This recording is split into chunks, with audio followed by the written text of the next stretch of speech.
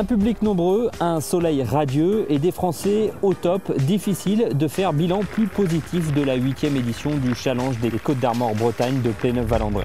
Un absent de marque tout de même à déplorer le suspense. En effet, en moins d'une heure, Benjamin Hébert a fait le ménage autour de lui. À grands coups de birdie, le joueur de Mollietz est sur un nuage.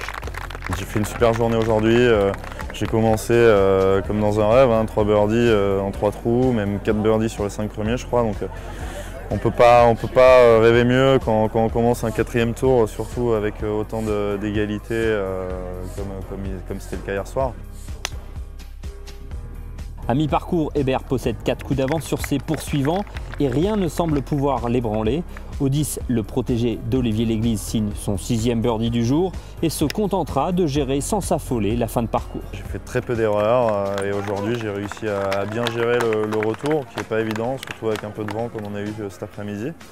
Et voilà, j'ai réussi à faire vraiment la différence à l'aller et donc ça c'est encourageant et c'est encore mieux parce que je me dis que je suis capable de faire vraiment des choses assez solides, quoi.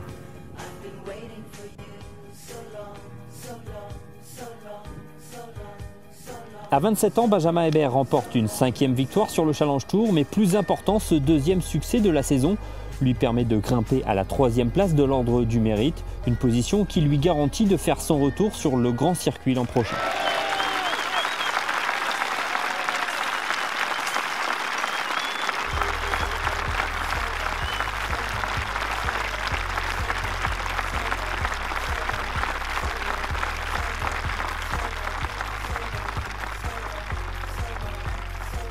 Pour autant, le joueur de Mollietz refuse de se projeter trop loin dans le futur.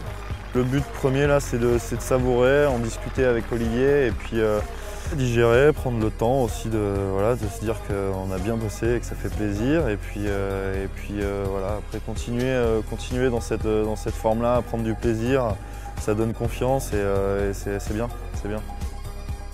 Outre son accession au grand circuit, Benjamin Hébert retiendra de cette semaine à Pléneuf l'enthousiasme du public breton et la bonne tenue des joueurs français qui ont réussi à répondre présent. On a pu le voir cette semaine, il y a quand même une certaine ferveur ici autour du golf. Il y avait beaucoup de public, beaucoup de volontaires et donc je pense qu'ils attendaient peut-être un petit peu qu'un Français monte le bout de son nez. Et donc ouais, forcément je suis très content de gagner et même pour moi je suis hyper content de gagner un Challenge Tour en France. Il y en a 3 dans l'année, comme j'ai dit hier, on est probablement le pays qui a le plus de tournois du Challenge Tour au calendrier et donc je suis très heureux et très fier de gagner ici et de prouver sur notre sol qu'on est bien présent dans le classement du Challenge Tour et qu'on sera, je pense, quelques-uns à monter l'année prochaine. Autre grand animateur tricolore du tournoi, Michael Lorenzo Vera termine dans le top 10 du classement. Lui aussi se rapproche un peu plus d'un retour parmi l'élite en 2015. Pour Éric de Saint-Louvent, le président de la commission professionnelle de la Fédération française de golf, un vent nouveau souffle dans le golf français. Je pense que Victor, là-dessus, est un grand facteur d'explosion. Alexander, Romain, enfin, il y a toute une génération qui aujourd'hui est une génération entre 20 et 25 ans, qui autrefois n'était pas... Autrefois, on disait que la maturité golfique était à 35 ans. 30 ans, aujourd'hui, on trouve beaucoup de jeunes et je pense que c'est très bien pour le développement du golf parce que ça va attirer les jeunes et ça montre que c'est un sport de jeunes.